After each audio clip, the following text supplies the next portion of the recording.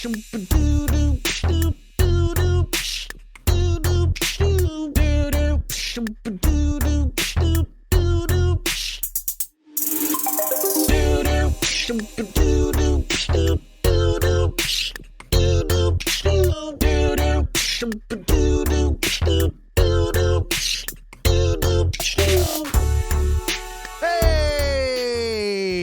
everybody, welcome to episode 114 of Tactical Crouch. Kick Tripod here with Volamel. No Yiska.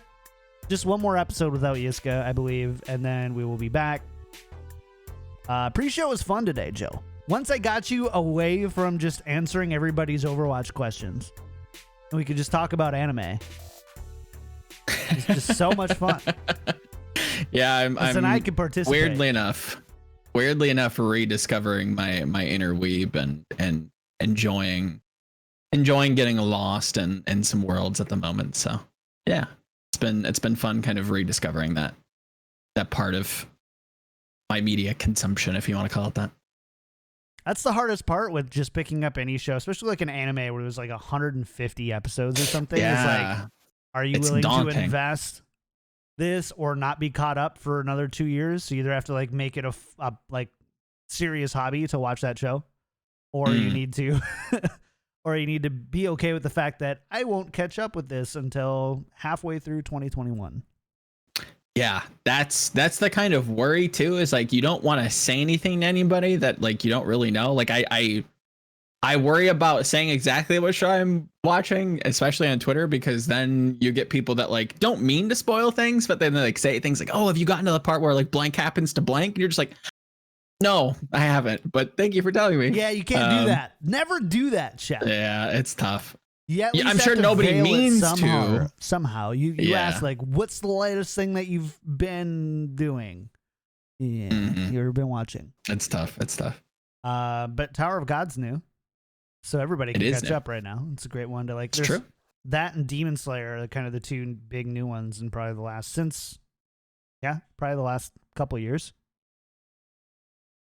Or Demon probably Slayer. Didn't that not like win a bunch of awards last year? Yeah, I don't know about awards and stuff, but it's on Hulu.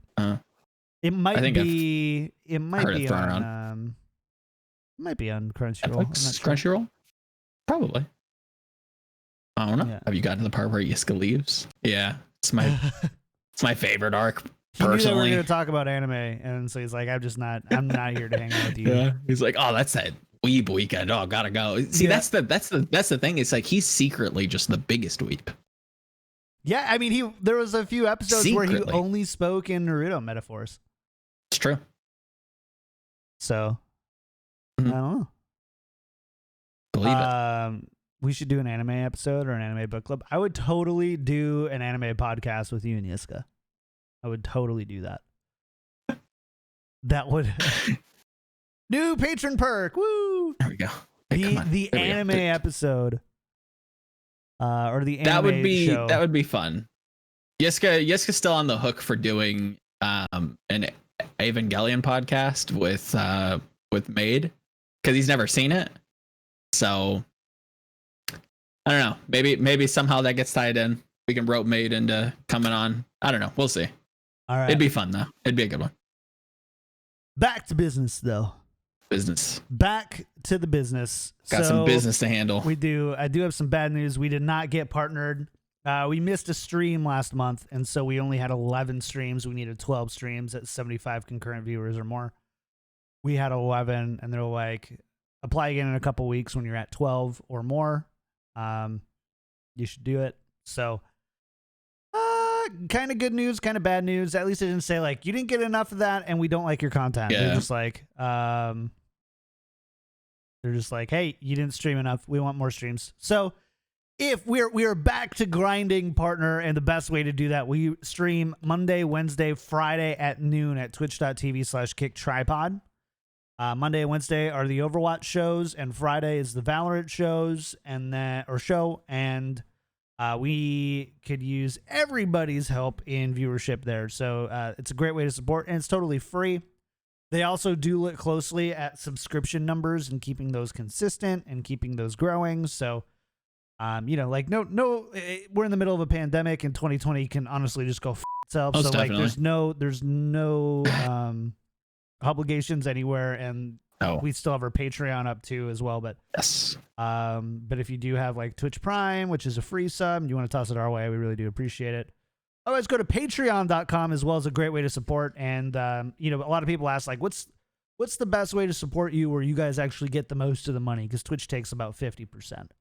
Patreon is the second best because they take like 6-7%, I think. So it almost all goes directly to the show. So a great way to support, and some cool perks in there too. So we really do appreciate it. We love you all, and thanks so much for supporting us.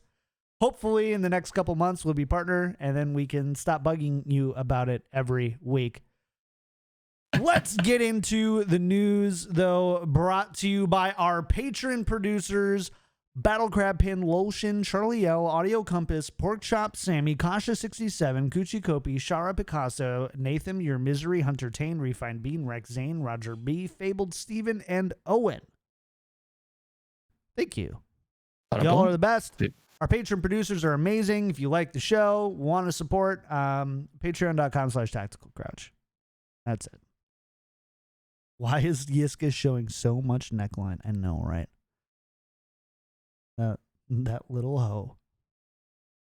What a rascal. What a harlot. Yeah. So no real news or anything this week. We're actually going to just spend most of today previewing the Summer Showdown brackets, and we're going to do so. We're going to do that, and then we're also going to try to stay on topic. No promises on that second part. Probably not. Joe and I have found, without Yiska here, I found that while I keep Joe and Yiska on track, there's nobody to keep Joe and I on track. And that could be a problem. I wonder where that comes from. I wonder if that's like because we feel like we're running out of time, or we're running out of things to say. So we just kind of like what I'm doing now, just like talk about nothing. Yeah. It's kind of like a duck. What do you think about ducks, Joe? I think they're kind of weird. Just kidding. We're not talking about ducks. Okay. We're not talking about ducks. I like the metaphor about ducks though, where like you're calm on the water, but underneath like you're kicking your feet real fast and you don't know what's going on under the surface. It's good Great metaphor. viewer brackets. So yeah, maybe we'll take some time to do that. Maybe. At the end of it. Maybe. Let's take a look at the bracket. You want to start in NA or Asia, Joe? I did take a peek. I think Asia's probably the best place to start because it's a thing. All right. It's a thing that happens. It's a thing that happens. Thanks for the specificity there, Joe. Appreciate it. Not a problem. Ace Writer Man at your service. I'm going to expand this down so it can show mine as well. Because they're, if I'm looking at this pretty correctly, the exact same. Are they the exact same? Yeah. Hey. Which I think we can get into. I don't think anybody's. I would love to hear anybody who genuinely thinks the Shanghai Dragons is going to lose. Not because I don't think it can't happen. It's probably like the most unlikely, but I think there is like a couple arguments you could feel. Let's frame it a little bit for the audio creators or for the audio listeners who can't see it. So brackets are up. Shanghai Dragons do get a bye. So congratulations, Shanghai Dragons. I need to be able to see this a little bit better because it's too small on my screen. Do you want me to go through it? Like just explaining the picks? Nope. No. Okay. Yeah, go ahead. Go ahead and do it. Okay. So we have Shanghai obviously getting a bye. All of our Asia brackets are the same. So both of these predictions or both of these kind of bracket explanations are both for me and John. So Shanghai gets a bye. Then London loses to Seoul. The Charge beat the Hunters, and New York beats the Spark. Then in the semifinals, Shanghai takes Seoul, beats them, Charge takes New York, beats them. That puts Charge and the Dragons in the final, with the Dragons winning. That's for the both of us. Cool. So I think that there's a few interesting spots to probably discuss. The first one I want to talk about, and it's not so much that I think it's obvious or not obvious, but I think that there's a lot of whispers and hype around the London Spitfire. The London Spitfire do come in at a higher seed than the Seoul Dynasty. It's true. They come in at the 4th seed. The Seoul Dynasty come in at the 5th seed. Let me make sure I've got this up. Boop, boop, boop.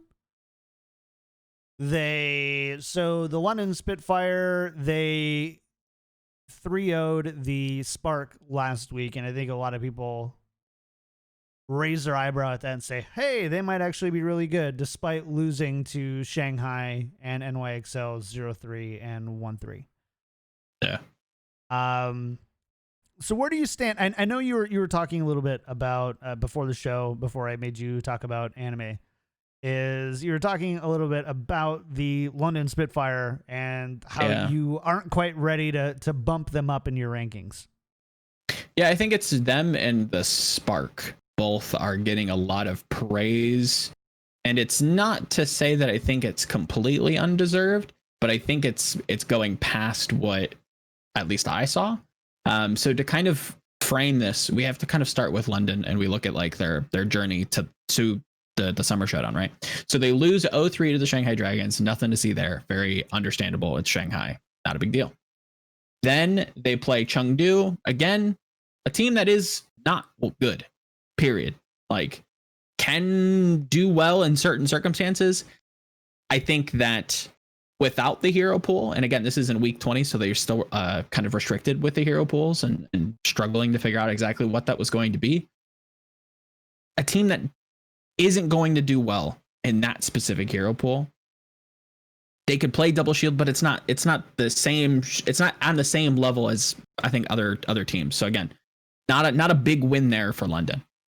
They lose to the NYXL. I don't think, again, like, we can get to the NYXL when we get to them in the bracket, but again, not a team I'm very strong on or feel very passionate about. Haven't for basically the entire season. And then they go on to 3-0 the Spark in week 21 without the hero pools. And that's where I kind of start to scratch my head.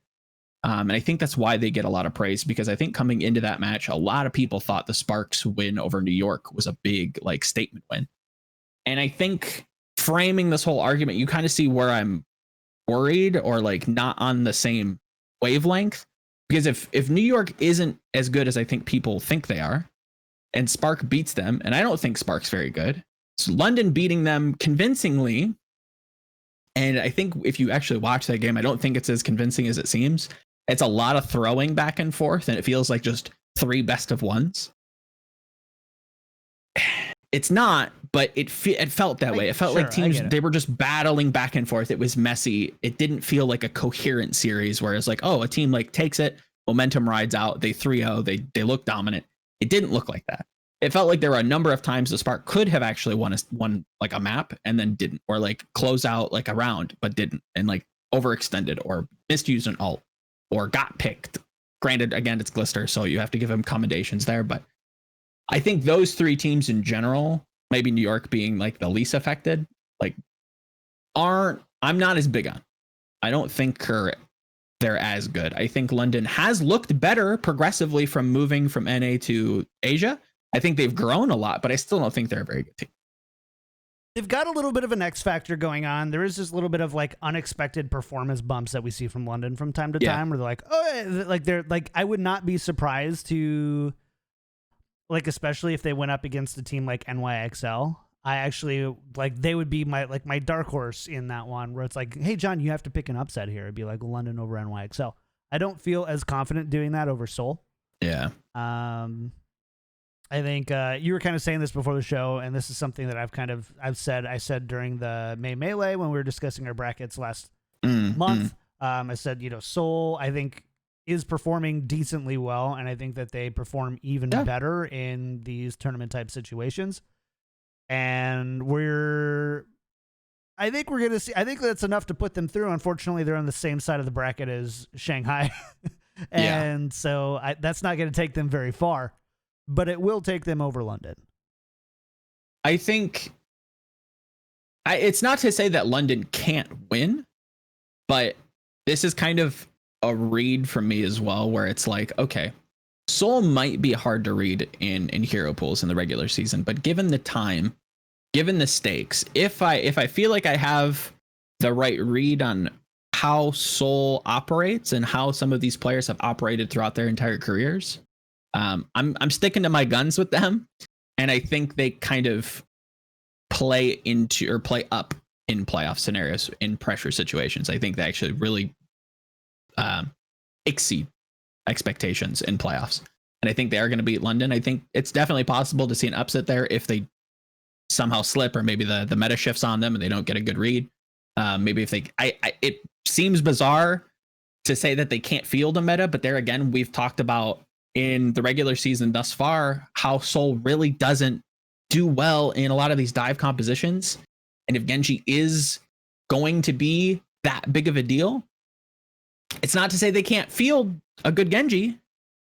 It's working around that is where my worries kind of lie. So it's definitely up in the air, but like a 60-40 Seoul, it feels like they should be able to kind of trump them. So beat them out, edge them out.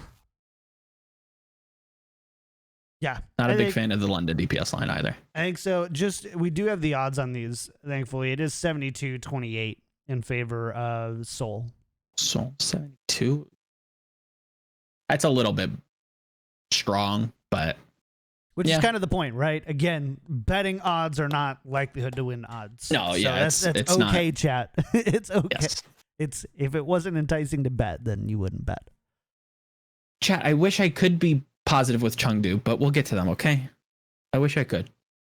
They don't give me any reason to be. Do we have to get to them? I think even if they were doing well, I don't think they beat the charge, but yeah, I think we kind of have to get them at some point. Okay. Well, let's. I mean, do we just want to talk about each match then, or do we want to jump around? So. I think it'd be fair.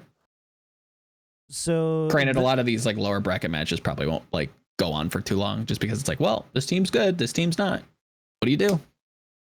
Yeah, the next one is going to be Guangzhou versus Chengdu, right? Yeah. And this is, let me make sure I've got it up. Guangzhou versus Chengdu is 79-21 in favor of Chengdu, Joe. 79-21. Yeah, I think I'd agree with that. Yeah. It's one of those where you can't not give Chengdu some leeway, because again, they kind of do have that upset factor in any given series. They can kind of catch you, but overall, execution wise, pretty poor. The roster they're fielding, pretty poor.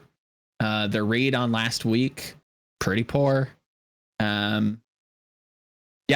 not big on it. Was also kind of bizarre because I think coming into last week, we kind of expected like global meta to be kind of Genji centric. And while I think the West kind of leans into it too hard sometimes, I think Asia just doesn't touch it at all. And I think Chengdu did show a little bit of that. Obviously, New York showed that as well, but I kind of wanted Chengdu to play more of it. I felt like they were a team that was kind of supposed to be very Genji motivated. Like if you have a player like Jinmu, you kind of want to put them on that hero, and maybe loser's pick changes that, and they can kind of on each loss take a good dive map and try to play dive or try to play wrecking ball and really kind of fit their strengths. But I don't see it. I think that I don't know. I think it's so hard to tell. Chat's asking if like where the problem lies, and I don't think it's just one. I don't think it's one pillar of the bridge that's faulty. I think it's just all of them. And it's not that they're faulty. It just doesn't seem to mesh. Nothing is working. Nothing seems coherent, especially coming in from last season. And that could be a coaching thing. Maybe as I'm kind of talking through it, it seems more like a coaching thing. If the roster, if the strategies aren't coherent, maybe it's a hero pools thing. But I'm not gonna, subject the audio listeners to listening to me ramble and be malding about hero pools once again. But yeah, they're consistently bad with like the hope that like maybe somebody does something good and like pops off and makes it close. It's like a lot of people want to draw hope to like the Shanghai game. It's like look at the roster Shanghai feels in like the first two maps, and it's like I really wonder if Moon like tries half the time, or like the players try half the time because they know they're that good and they're just like kind of smurfing, which I think could catch them. And I don't think that's what happened in the Seoul game, especially going back to the melee. But yeah, that's kind of one of the arguments that I think you could field for Shanghai maybe not winning, is like you really kind of believe that they're going to smurf their way into a loss. Like they just don't try in the first couple games, the momentum gets away from them, and then they just like lose that last decider, and then they get kind of swept out. But that's a reach. Last time. Yes. Like, yes. If we learned anything, it's that the Shanghai Dragons can do that and can rebound from it. So I don't know. I feel like that's a really unlikely scenario to happen again 100%. And be the different outcome this time. Yep, I agree. Unless you come in with something, and I think that's the big narrative point that ties both of these teams together, the Dragons and the Shock, is like you have to come in not only good on the standard picks, but kind of throw them like a curveball to get them, I think specifically maybe Shanghai, to get them like when they're trying. Like if and again, I don't think that it's even fair to kind of paint them as like, oh, not trying, but they do kind of try to use each match as like a resource. And it's not just like we come in, we 3-0 next match. They're giving people on the bench some time to play. I don't know that if that's just an actual strategic decision or if that's just trying to keep people warm. I have no idea. It is bizarre. Maybe it's like a repel raucous thing. I have no clue, but it's kind of weird. But yeah, Charge is a good team. Chengdu, not. Charge seems very good in this meta. I think they mimicked New York's style last week really well, and that match should have been a 3-1. It was way closer than it needed to be. I think Gibraltar especially put a lot of faith into, or restored a lot of faith into New York fans' hearts, but I don't think it should have. I think that was a lot of like Charge not performing and like not really getting what they're supposed to do.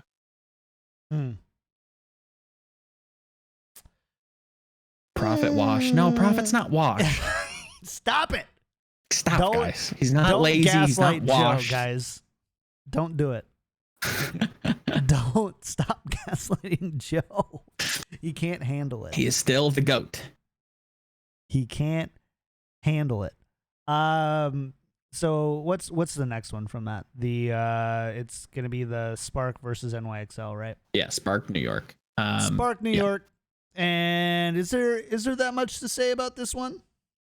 I don't think so. I think unless Spark come in with like a different look, I really thought they were stubbornly trying to make like the Echo work on like every map. And I don't know why that is, because it's either that Genji really has lost favor or just never got any favor with his change. And people are still just running like Torb into Ashe Tracer in Asia, and it just isn't catching on. I think again, Spark is another one of those teams that feels like they should be very suited to what the West is doing and just aren't doing it. Maybe they'll see that from last week and they've spent this whole week preparing and can kind of match New York. But even in that, like even if you were to mirror the same compositions that would fit the Spark, it feels like it fits better for the NYXL. And now NYXL has shown a couple Mei strats that are super interesting and kind of gear shifty. So they kind of change the momentum of the map, and it's not just the same thing every time. It's a little bit more nuanced. And even with that, you've got Huxel moving to the Brig, and his potential on Genji is obviously there. And we saw it on Gibraltar versus Charge last time. So it seems like New York is just a better version of Spark in my mind.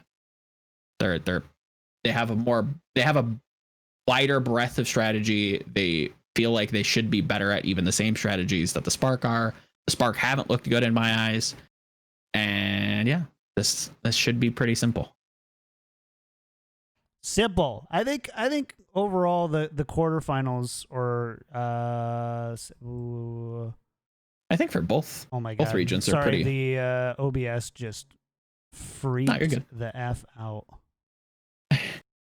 I don't know. I think quarterfinals for both regions are not that interesting. To tours. MSL looked just as bad as Spark. I need you to. Oh my god, are you kidding me right now? I don't think NYXL looked that bad. I need you to stall us. I think NYXL played a weird style that I don't think people were ready for, but I don't think they played poorly. I like NYXL's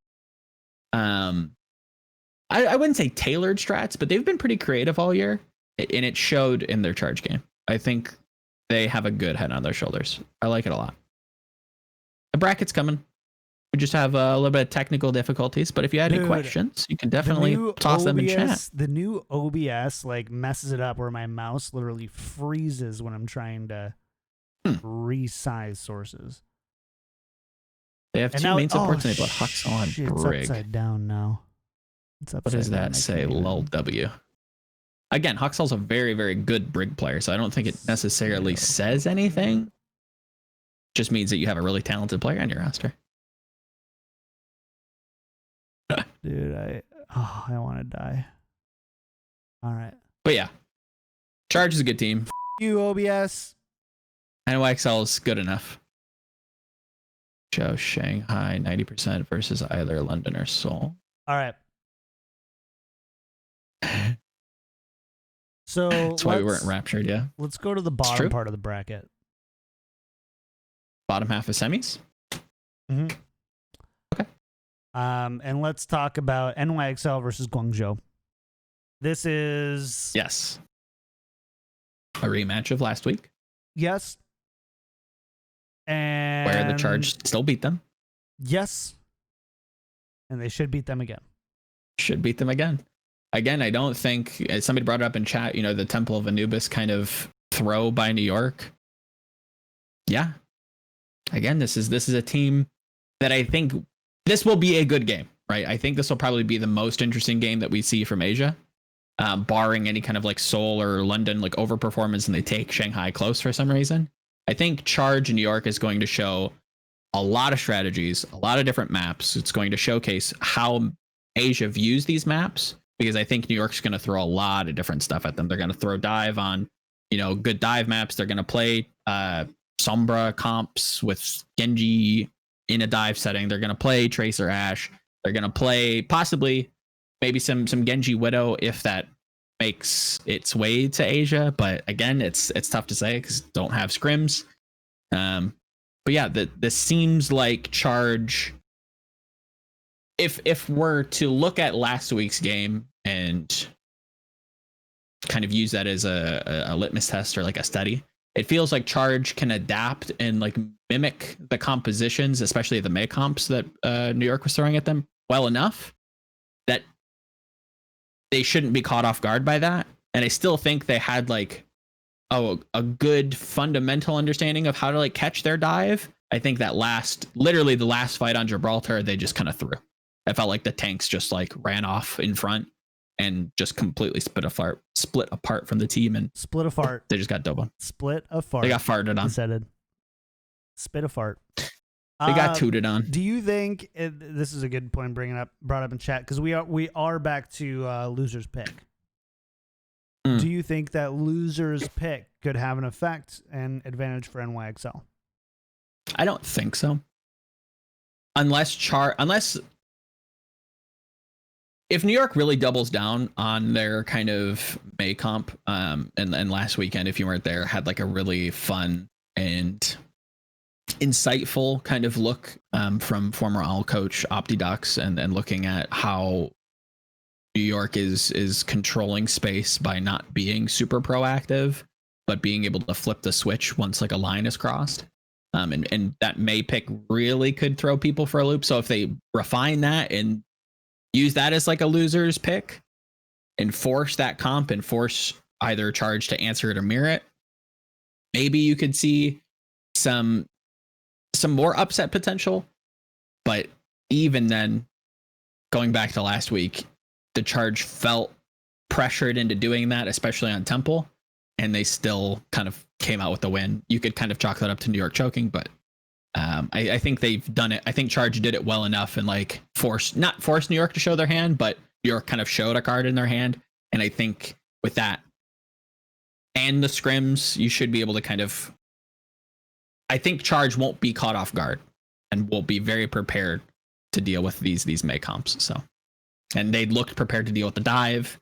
I think if New York tries to match them on the kind of traditional like Ashe Tracer, Genji Widow kind of, double shield, brawly pokey thing, I think brawly pokey thing.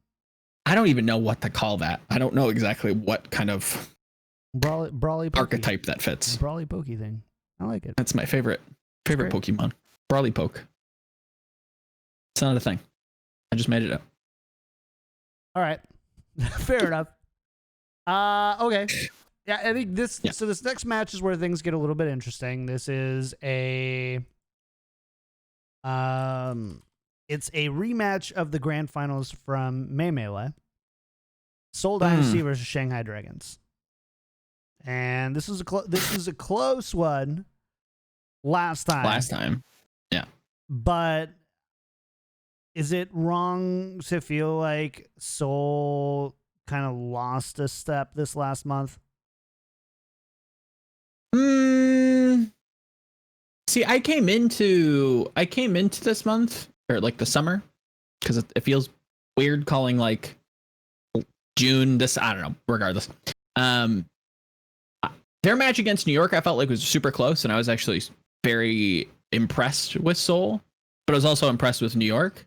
And now at the end of the week, it feels reversed, where I'm kind of still happy with Seoul's performances thus far, but with how I'm looking at New York, and I'm like, I don't know, kind of feel wishy-washy. That match at the beginning of the month feels less impactful. Whereas, they lose to the Charge. Okay, cool. They lose to the Dragons. It's the Dragons. And they lose to the Charge in 5, to be fair. Yeah, which is respectable, right? Like, I think the Charge, like again, they got blown out. It was still an upset, but it wasn't, in my mind. Yeah. I think a lot of people not view that as an upset, because I think it definitely was, as coming off of like May Melee. But I don't think people like really are high on the Charge at all. And I think they deserve like way more credit than they're getting. Like, we're talking about like London and Spark, and it's like nobody's talking about the Charge, and they're just quietly just like taking names. And it's like, why aren't we paying attention to them? And it's very, very strange. I think, and I really have no idea why. I don't know if it's because Neptuno and like Nero are kind of like in and out and have to quarantine and like need a break. I have no idea. But they're very clearly, in my mind, like the second best team. Like, without a doubt. They've got a lot of games. So 1, 2, 3, 4, 5 of their last 6 games have been 5 games series. And let's be real, Asia games are a lot harder for people to watch. And true. I think a lot of people look at the score line a little bit more than they look at the games and the matches, which I don't blame them. Good luck. You have to watch 27 hours of Overwatch over a weekend. Yeah, it's good luck. Obnoxious. So I think from that perspective, there's like this. Makes sense. And honestly, I'll be the first one to say this. There's just something like really unappetizing about Guangzhou, and I can't tell you what it is. Yeah. There's just something. I don't know if it's bland. Just like, I don't know if it's just like the branding and the fact that like the Western social media marketing type stuff is just kind of, or if it's just the fact that it's like it's not the target audience, right? It's Asia, and they're playing in Asia. I don't know what it is, but honestly, I mean, I think there was like 3.5 weeks before I kept getting this. It was well over a month actually, where I kept getting Hangzhou and Guangzhou. mixed up all the time. Mixed up. Yeah. It doesn't help that their city names are very similar, and then their kind of moniker then are similar as well. The spark and the charge is like that kind of electricity lightning theme. It's just and you like kind of mix them up sometimes.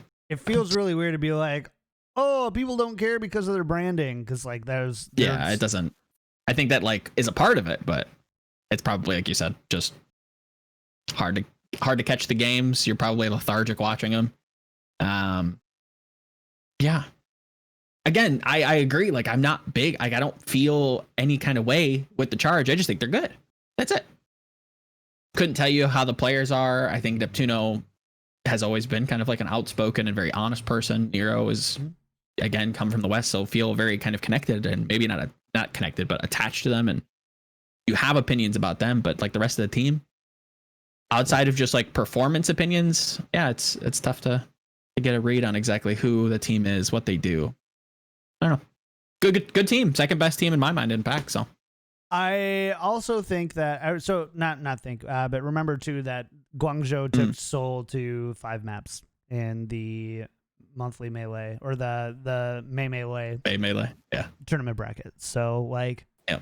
This is not a team that's been sat down by anybody. Honestly, they haven't been 3-0'd since they back-to-backed NYXL and Dragons. They've 3-0'd a couple. Otherwise, it's been all 3-1s, and then they lost a 2-3 to Seoul. Yeah. If we're just looking my only concern is Week 20's 3-2 win over Spark. I don't know if that's an overperformance from this kind of Spark roster. I don't know if Week 21 is just an underperformance. It's a tough read on them, because it feels like they're it feels like they're new, but they're obviously not. Yeah. Weird team. Week 21 looked really, really poor. Week 20, I remember being high on them, but like two polar opposite opinions. I feel like if Week 20 me talk to Week 21 me, we'd be at odds with the Spark. But that said, Charge still won. So it's even if that is an overperformance, you still beat them, which is good. They haven't really lost anybody that strong or been like you said, sat down. So yeah, I think they deserve a lot more credit than they get. So that, I think, brings us to the grand finals of it all: Shanghai versus Guangzhou. The other alternative option is Shanghai versus NYXL, which we can kind of entertain if we want to, but I think this is kind of interesting for Guangzhou. This doesn't feel very promising for Guangzhou at all. And to be fair, like we've talked about it, Shanghai is quite a few steps ahead of, it feels like, what do you do with this right team now. Like I don't think that it's unfair to say that at all. The question is, can they, we've seen some cracks in the armor. We saw them last May Melee in the grand finals, literally a map away for 4 maps from losing. There's, Chengdu took them to 5 a couple weeks ago. The only team that I think can really stop them is probably New York. I agree with a lot of the Plat chat sentiment talking about you need something so bizarre. You need the meta to shift so late in the week, and you need to be so good at that meta that is shifted late in the week that you can kind of catch fire lower in the bracket, sweep the charge, come in versus the Dragons, underprepared versus whatever the you're running, and catch them. You can't play this team straight up. Period. You're not good. You're not as good, I should say, as the Dragons. So you need to do something so bizarre they're not prepared for it. You need to bring the game down to your level. You need to kind of study Chengdu in a way and take that game down to pull them down from their mountaintop off the plateau and make them brawl with you. If you can make them dive with you, I think that'd be a great opportunity to see a New York upset. But again, you have to see that start early. You have to see that with the spark. You have to see that with the charge. And then it has to kind of reach a peak with the dragons. So that's the only way. I don't think Seoul can do it. Or at least they haven't given me enough evidence to say that they could. I think New York has been creative enough all year round with a lot of the hog stuff that people don't kind of pay attention to. I think their match against the Charge last week was very all over the place in terms of like all over the map, let's say, instead of all over the place. In terms of strategies where you played double shield, where you played dive, where you play and you looked good on it. You're moving your roster around kind of fluidly, which I like. But can you get to that level? That's the question. I think that's my only hope. That's the only hope here. So I agree with you. I think that no matter the outcome, I think Shanghai is still number one in Asia. Even if New York or Guangzhou or even Seoul beat them, Shanghai would still be number one there. The thing is that those three teams are good enough, especially Seoul and New York, are good enough that even though Shanghai is good and consistent, those teams I think are good enough to upset on any day. Seoul and NYXL.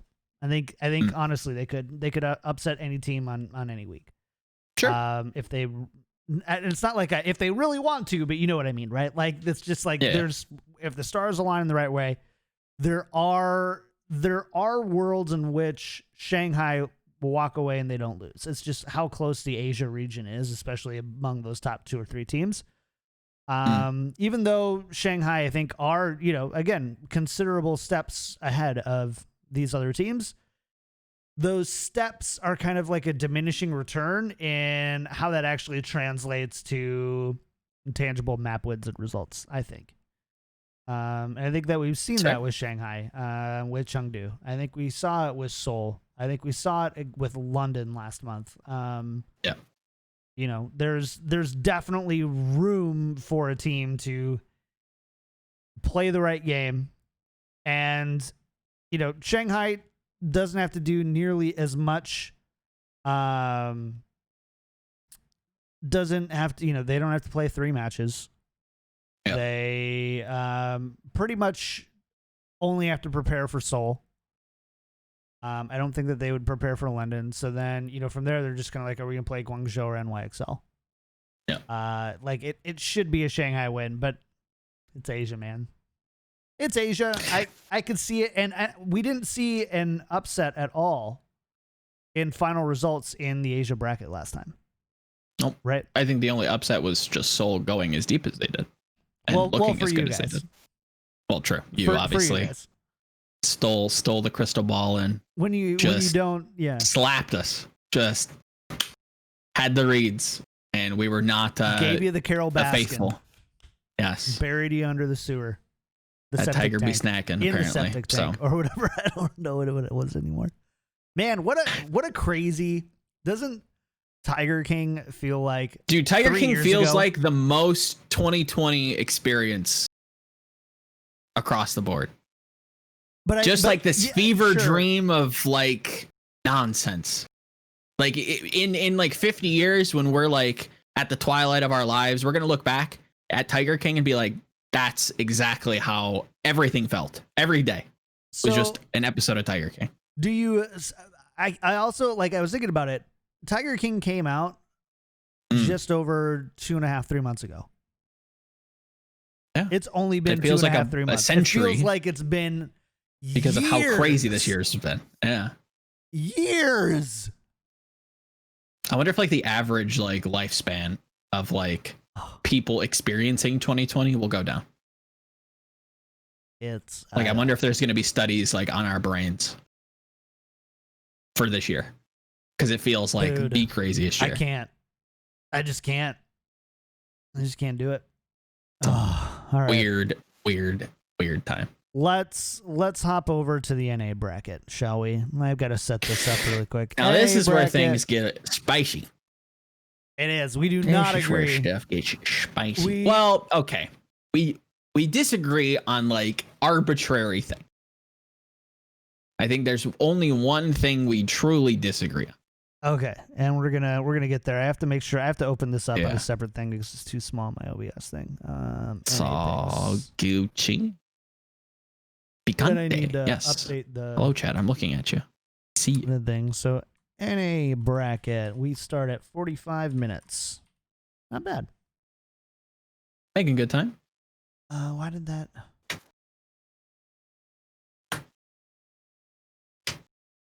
All right.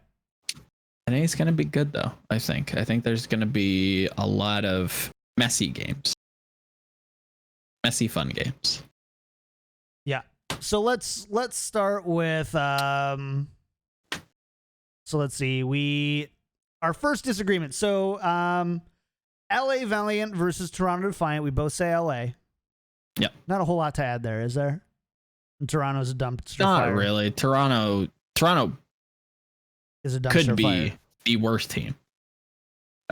Depending on how much expectations you put on them and like how far they've fallen maybe in your personal favor. I think there's an argument to say that they are the worst team. Within the bottom two for sure. Yes. So yeah. Cool. Good team, bad team. Speaking of bad teams, LA Gladiators versus Washington Justice. We both say Glads. Again. I will say again, another rematch from week 21 could be closer than people expect. I did not like Gladiators' take on the meta last week, and I think Justice are positioned very well and look like they have a good fundamental understanding of what's going on with Genji. I think Gladiators are a rubber band. If they miss it one week, they snap back. They're fine. Gladiators are fine.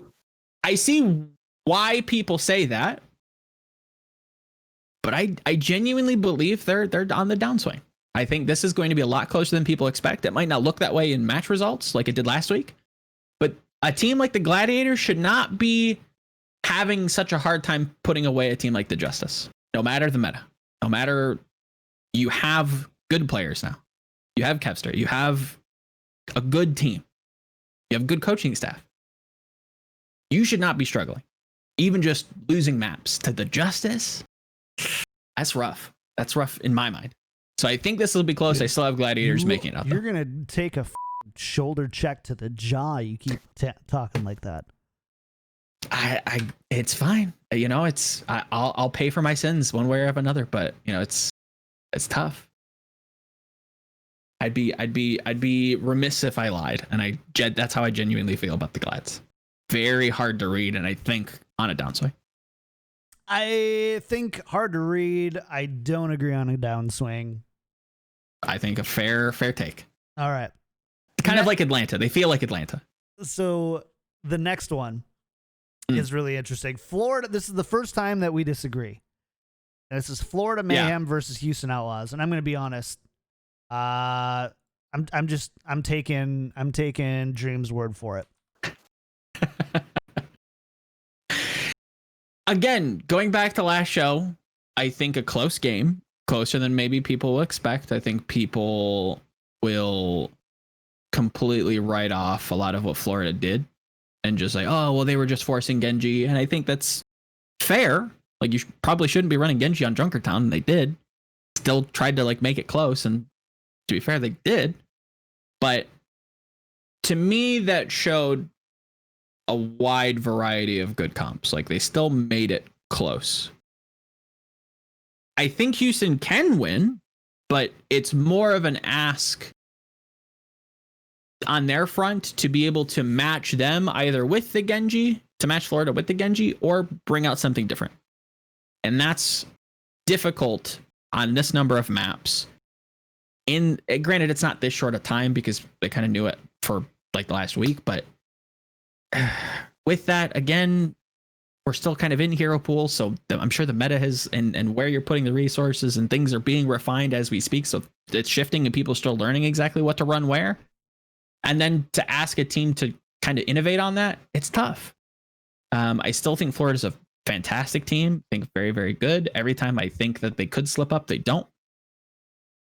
I haven't seen it yet. I haven't seen where Florida is going to be weak. I think they have weaknesses, specifically probably at main support. So if that were to change, then we could see maybe Houston bumping up a little bit. But Florida on mirrored comps and on standard comps on what we saw last week feel like the stronger team. Houston, again, has to be that team to kind of throw them a curveball. They have to be like, okay, we're going to play Doom on this map instead of Genji because Blase, sick with it.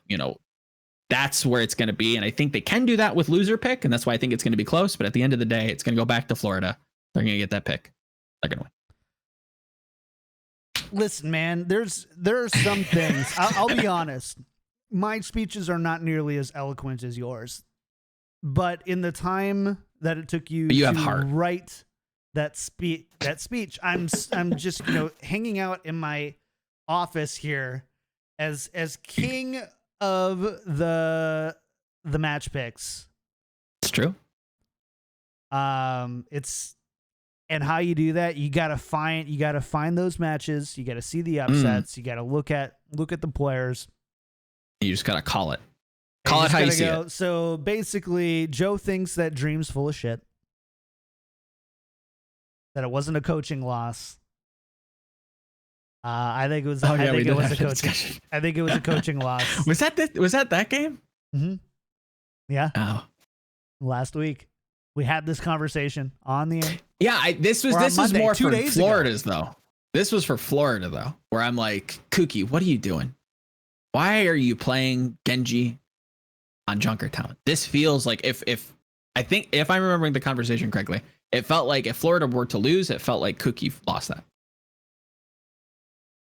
And they almost did, and then they pulled out their comp at the end. And again, they it's the same, not the same, but like you can also say and have a firsthand account on Houston being like, and I mean, we had Dream on the show, and there's Dream is Dream is the type of coach that isn't going to deflect, or I want to say this the right way. Dream hasn't incorrectly deflected blame for his players like some coaches do. Like some coaches would be like, "Oh, it was all me." Like, "Oh, that's on me, guys," and it was like, "No, actually, your players just played like." Dream's this kind of guy like, "No, it was this person's fault." No, it was this, and that's what makes him a good coach. B, I think that when Dream was just like, oh yeah, it was totally a coaching thing. It was on us. We had like two very specific things, and they were very bad reads. I don't even think that you go to that last map, and I don't think that Florida gets the chance to make that adjustment. So pretty much. Anyways, again, you guys can chat. You can hash me out all you want, but you got to remember who's the top dog here statistically. It's true. And probably better than all of you too. It's true. Can't argue with the stats. Probably better at this. The numbers don't care about your feelings, chat. They certainly don't care about mine. Your rationale is probably better. The amount of Overwatch League that you know and understand is probably more. Possibly. But sometimes you just got to learn to ride the wave. You can't fight it. Sometimes when you let your brain get too involved, it's true. You fight it. Yep. You fight it. You get in your own way. Get out of your way, chat. Houston in 4. Feels like a BetterHelp ad. Use promo code Kickedtripod for 10% off your next visit at BetterHelp. BetterHelp. We care. All right. Next one, we both had Paris over Dallas. Yes. Dallas could show up. Maybe. But you know who's definitely going to show up? Paris. That's my explanation. Thank you for coming to my TED Talk. Decay play? Maybe. Decay not play? Not close. Yep. Thanks for the seminar. Paris good, Dallas bad. Yep. Paris very good. So going on to the semifinals, you have Shock versus. So this is where. So let's talk about picks for a second. So Shock picks first. Yes. You say Shock picks Gladiators. Right. So in my bracket, I have the Valiant, the Gladiators, the Mayhem, and the Eternal all winning. So they're able to be picked. Out of that pool, The weakest team in my mind is clearly the Gladiators, without a doubt. Right? So that's why I have shock picking Glads. Weakest team makes the most sense. I think you could spin it very similarly to how I think Sideshow did on Plat Chat, talking about how Krusty likes to take people that are on fire early or could be a problem, wants to play them early to have an easier time in the semi or the grand finals. Could be the case. I think it's definitely difficult to pick who picks who, but that's kind of my rationale. I think Gladiators out of those 4 teams are completely like a class below. What I'm interested in is looking at your picks. Why do you think they pick Houston? They're the worst team. They're the worst. You think they're worse than Glads? Yeah, I do. In playoffs, absolutely. When it's on the line, absolutely. 100%. I don't even like sleep on that. Like I don't have to blink or think on that. Hands down. Does the game against Florida not like give you a little bit of like moment of pause? Does the game against Florida last week for Houston, how close they made that, does that not give you some pause? No. No? I think that you see Gladiators play at an elevated level with stakes involved. I really think you do. And I think that that's something, and I've heard a few coaches say it publicly and through brief conversations privately that just Gladiators is kind of a team that you don't, they're still at a point where they are still that kind of gatekeeping team. They had a really weird month and a half. I'll admit that. But I don't think that when it comes down to, it's kind of like, again, it's like betting against B tier NYXL. You gotta feel really good. You gotta feel really good about. Do you want to kind of like asterisk that and re-explain just for the new YouTube listeners on why you think that like Glads is like baby NYXL? Because they're like just consistent, but like they're just consistently consistent. Consistently mediocre-ish. Yeah. The other thing too is like when you look at it, right? So San Francisco Shock are going to get the first pick. Yes. And so, they've drafted those picks, right? Which result do you feel the most confident about in the far left, whatever, semi, quarter? So which finals? Like what results between round of from there? Probably Valiant over Defiant and Gladiators over Justice.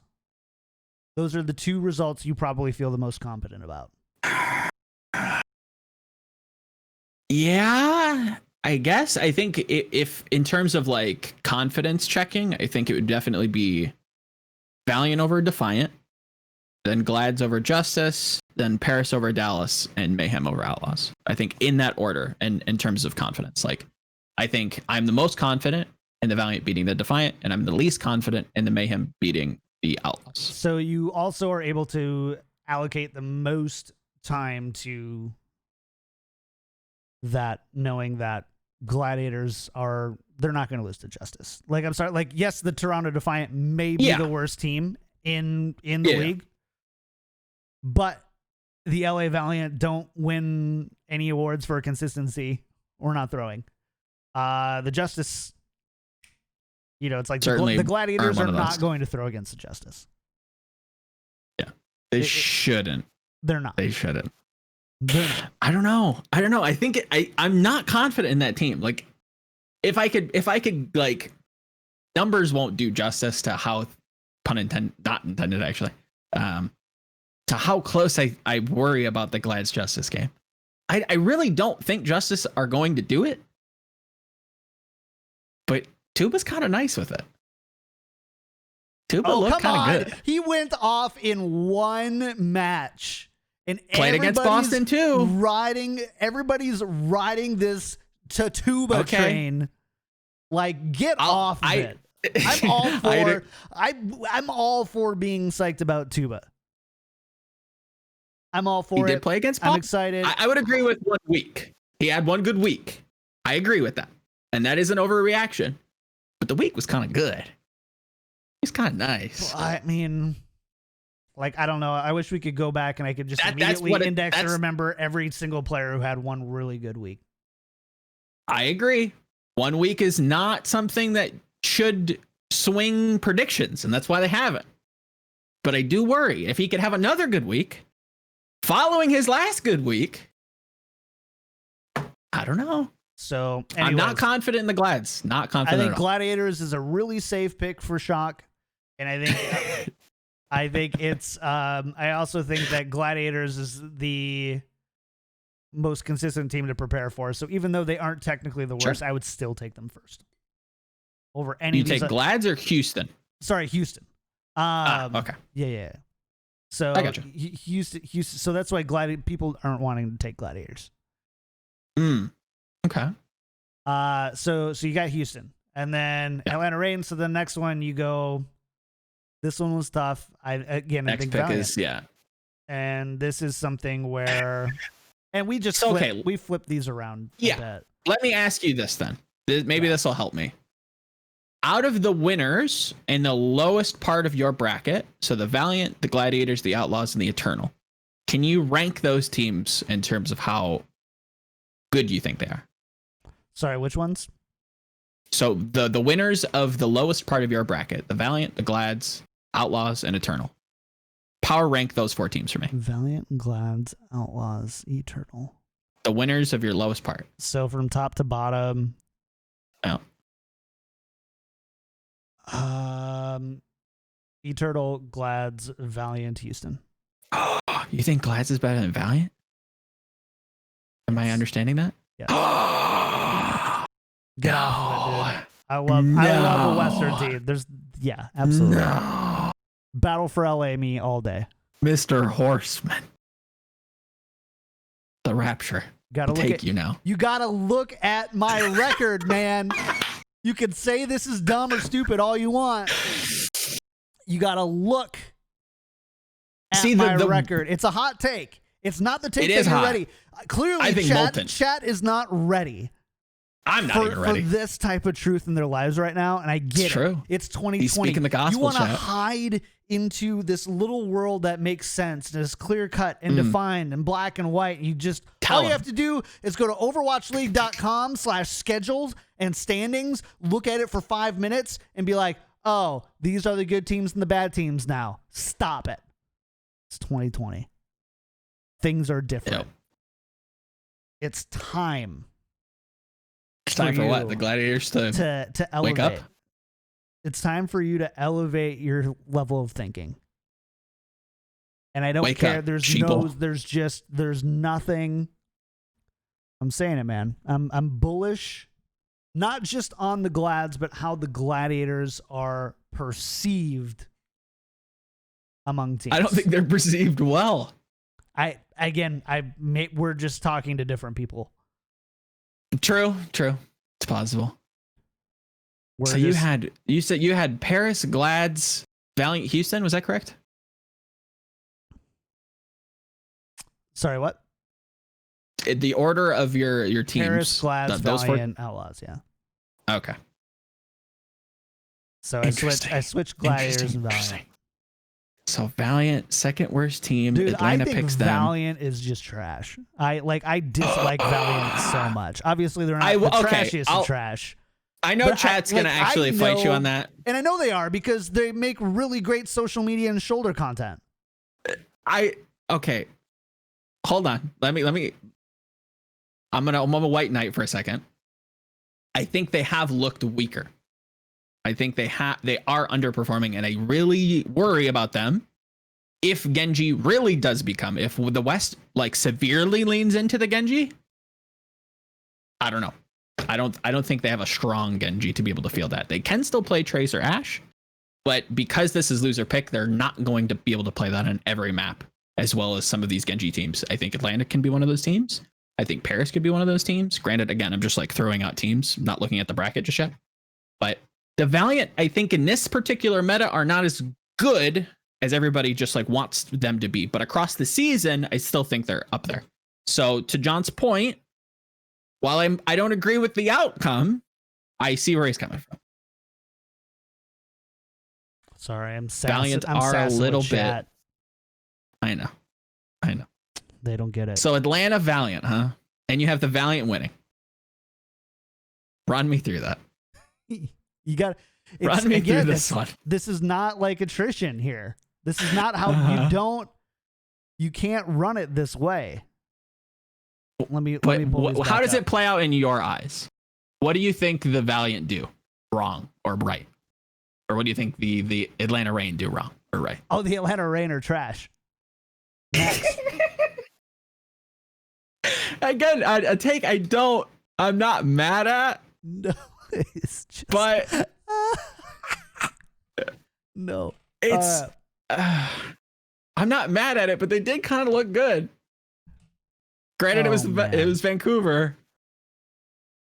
Here and again, I have no faith in Atlanta Reign at all. That's fair. Like, they're just fair. A team that I just don't have any faith in to be consistent. So you kind of go through these. Mm-hmm. I just gotta. But are they worse than now you guys are being hurtful, chat. Boom. Yeah. All right. Done. Because I can do it. Are they worse than the Valiant though? In playoffs, yes.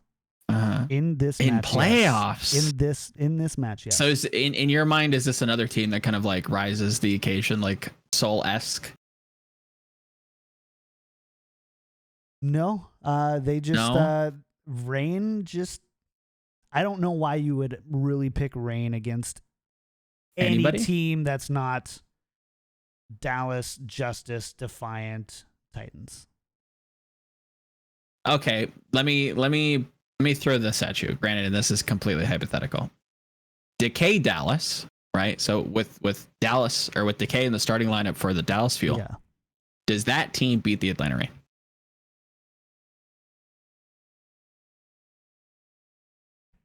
Very close. But who wins? Right now, this week. It's tough. This is genuinely not an easy question. Because while Atlanta did look good against Vancouver, and Vancouver are improving, not the most consistent team. Not an easy team to read. I think Atlanta would probably, like, if I'm just playing the numbers. Yeah. I think Atlanta would win. I don't hate that. I think either one there I think is fair.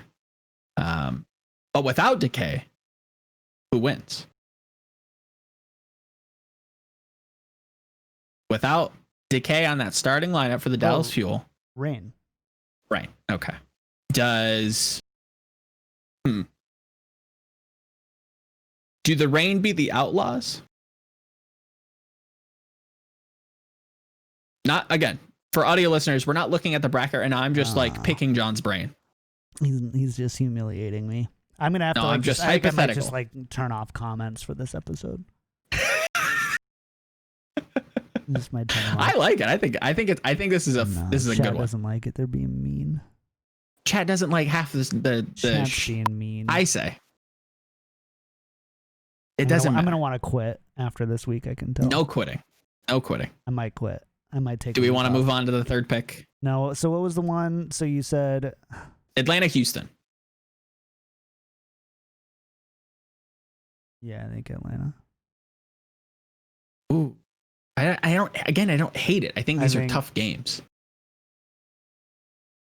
I want to say Atlanta, but they always just kind of fail me. You know, they want to come out. You feel like they should be able to play Erster in any kind of Genji map. They have Baby Bay that kind of just performs in scenarios where you really don't expect them to. The team looks good on paper, and that's why I think most pundits measure them so high, but they just don't show up. I don't know. And then you have a team like Houston, who I think does actually show up, and with a a considerably less stacked roster, in my opinion. These games are marginal, like 5 to 10%. Yeah, I'd say so. Like both of those games, like Decay Dallas versus like Houston. Yeah. Like, and even on like some of these semi picks and stuff like that, they're 5 to 10. And then at that point, you got to read to use Joe's term, you got to read the tea leaves a little bit. A little bit. You got to read the tea leaves a little bit. Totally. And I can respect that when you're going for reads and you just feel a certain way. I trust it. Trust the intuition. Okay, where you want to take us next, Joe? Yeah, let's just move up to who Philly picks for either side for our brackets, because Philly will be next pick as the third seed. Yep. I have Philly picking the Valiant, who I think are the second best team in my bracket. You have them picking Paris. Yeah. Why? I don't want to talk about it. Okay. This is one of those where I don't know. I don't actually feel very strongly about this one. Okay. I don't think. So let's assume that they did. Okay. Let's assume that Philly picks Paris. Christopher taking a page out of Krusty's book. Maybe they see Paris catching a little bit of heat. Catching a little heat from the fuel. Looking a little hot. Want to get them out early. Want to beat them early, want to stomp them out, because I think if they could beat Paris, maybe they build confidence to face the shock in that rematch, and maybe they can do something there. Don't think they will, but Christopher, again, this is something Christopher said on the show before. He's like, well, maybe we just pick the best team. So maybe we do. Maybe we're here for the memes. Maybe we want some drama. So here's my actual justification for it. Okay. So partly what you said, number one, we know that Philly wants to start hot. They want to come in with momentum. So we know that about Philly, number one. Number two, Paris Eternal, like, they almost lost to Uprising. It's true. That Valiant, the Valiant match was a lot closer than I think people would have liked it to be. And again, I just am I'm a little bit, and maybe I think I've taken it too far at this point based on all the mean comments in chat. I take it a little bit too far on how bullish coaches are on, like, at the end of the day, it's a Glads kind of thing. It's kind of like you wouldn't choose Seoul. Seoul had a month, but when it gets to playoffs, do you want to play them? And so maybe extended that logic a bit too far, I'll admit. But yeah, so I think I enjoyed it. I think I'm here for the reads, because you could be right. I think you were right last reasons month. To do. You went for the reads on Soul. Look what happened. I quit. Did you not get Soul right? You got Soul right. Nobody said Soul was going to win. The only person that I saw that was saying Soul was going to win was Mr. Horseman over here. I just want to talk about Valiant. Just saying. I just want to talk about Valiant. Do my anime podcast where there are no wrong takes. I definitely think there's wrong takes in anime. That's for. I actually could not do an anime show with Yiska, because he's so absolute in his beliefs on anime takes. I don't think he is. What? I don't think so. Hold on. No. Hold on. I don't think so. Joe, you know why I have to get up. So I need you to stay. Yeah. Oh, I will gladly. I think Yiska is very opinionated. But I don't think he's very gatekeepy in terms of like what he likes and dislikes. So while I think he might give you like a little side eye, I don't think he'd judge you for your taste. I think he's pretty open-minded in that front. Your favorite anime girl deserves a weeb cast? Maybe. Well, I'll genuinely pose that in our closed door chat, because I think it'd be kind of fun. Maybe it's just like a one-off patron thing. See if people like it, that kind of thing. But maybe I'll just lead into the next one. Vancouver. On my bracket, I have them picking Paris. Everybody knows how that goes. And in John's bracket, Vancouver's picking the Gladiators, who he has winning. I still, like, even in his bracket, I still take the Gladiators there, even though the Vancouver Titans look to be improving. What they showed me last week was very one-dimensional. They seem to gravitate a lot towards their dive tanks, and I don't think that's going to like do well, especially into Gladiators after playing the Justice. So Vancouver, they need to show me something more. Again, improving, not the worst team, but not going to advance. I don't think there is a possible way with them as the 4th seed. Yeah, they might pick. They're picking the worst team, but they're so much farther below who else they qualified with.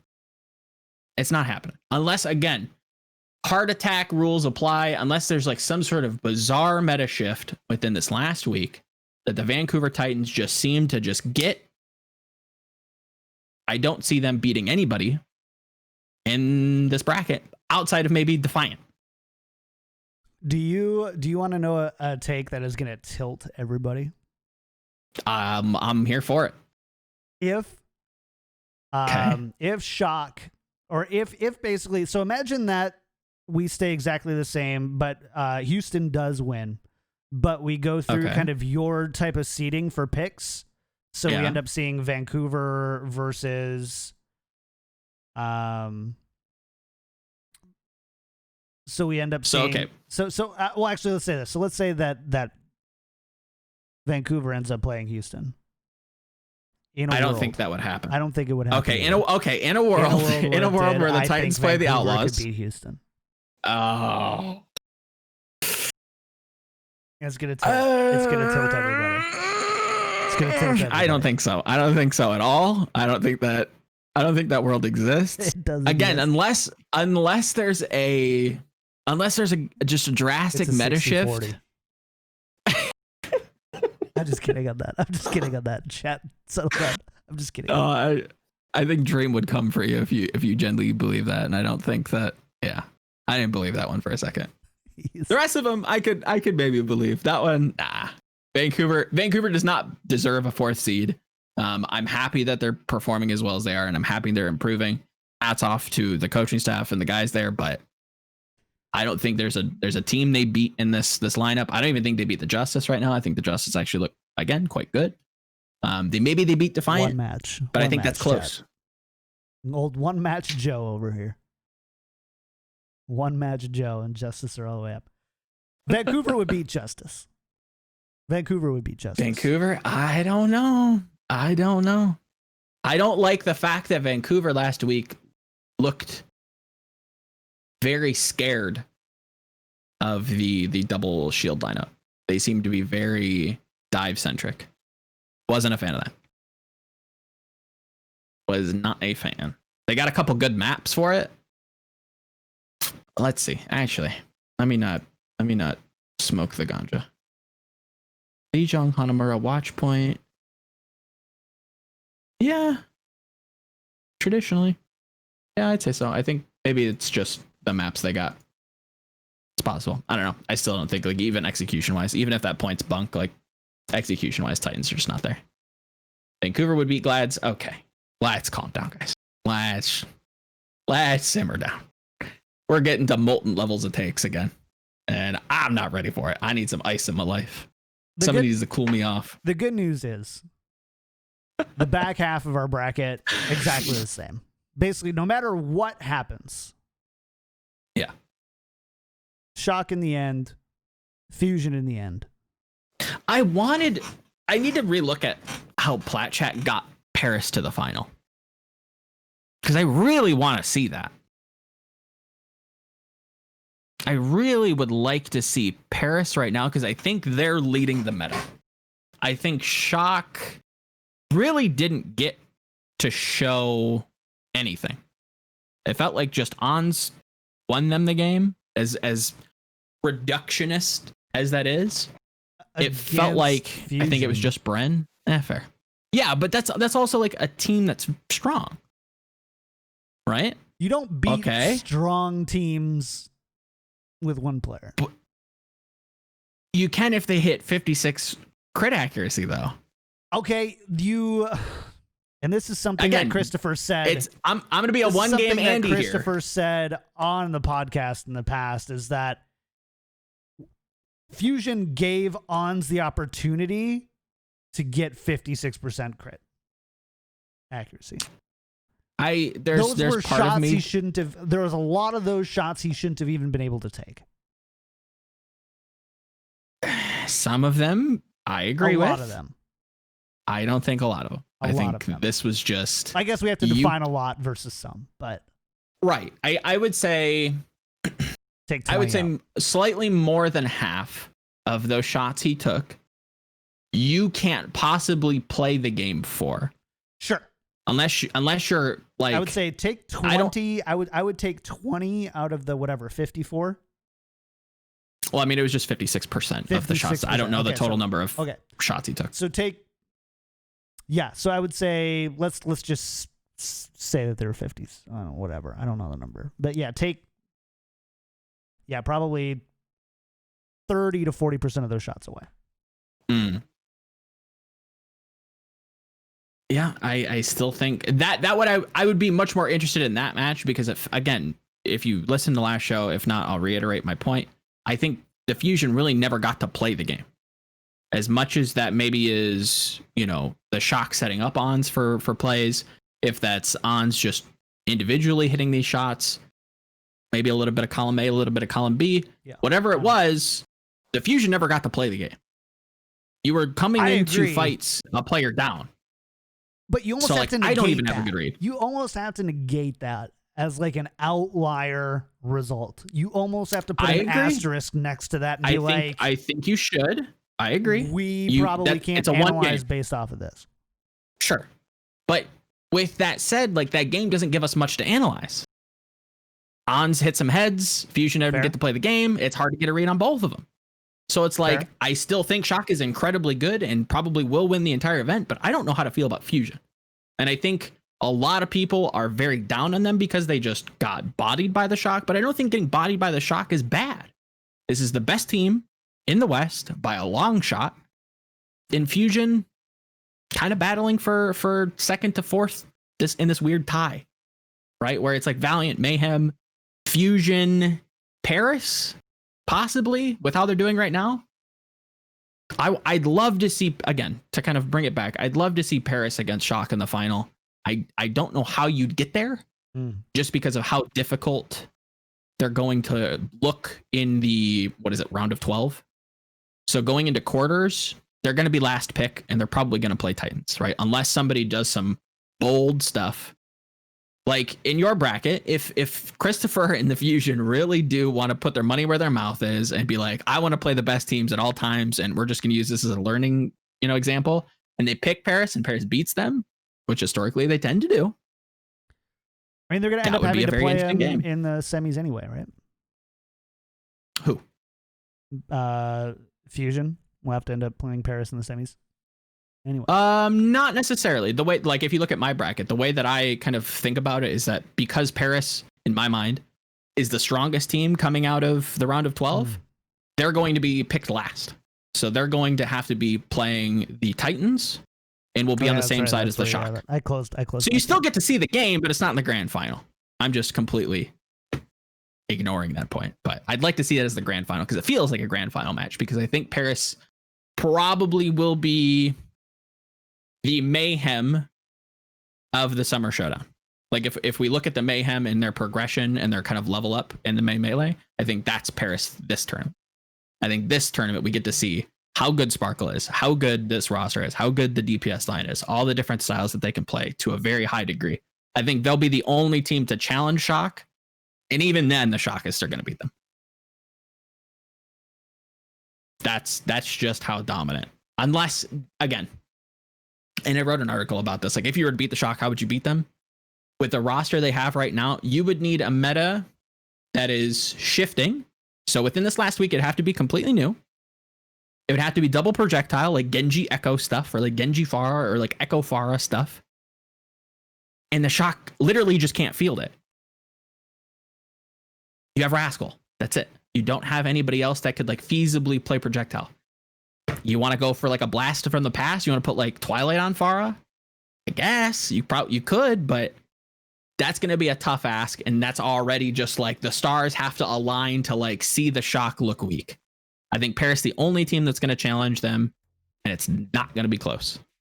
They're going to stomp everybody. Okay. It's rough. Fair enough. It'd be rough. Let's get out of here. I'm done. We're done. It's the show. Well, chat Thanks for hanging out. It was a good time. It was good. Yeah. It was good. New patrons. We did have Chris R34444 became a new patron producer, so I'll be saying your name shortly. Thank you. And Appearing Cloud9, gifter and sub to the channel, and now patron. Welcome. And thank you so much. New subs, Joe. What do we got? New subs, we have McSneakerton sneaking at the beginning of the show. Thank you so much for your subbage.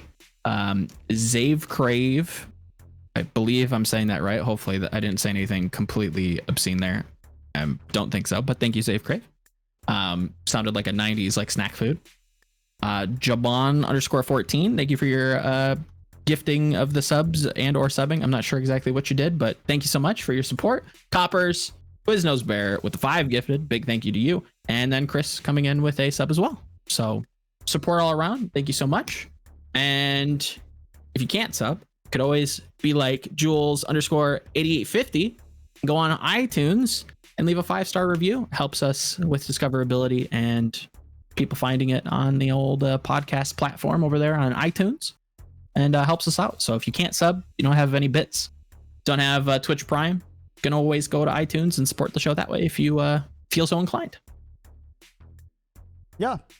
Big thank you to our patron producers: Battlecrab, Pin Lotion, Charlie L Audio, Compass, Pork Chop, Sammy, Kasha 67, Kuchi Kopi, Shara Picasso, Nathan Your Misery, Hunter Tane, Refined Bean, Rex Zane, Roger B, Fabled Steven, Owen, and Chris R 34,444. Appreciate it. That's a lot of force. That's 4 force. I just realized that. 4 force. 444. That is 4 surely 4 force. Sure force.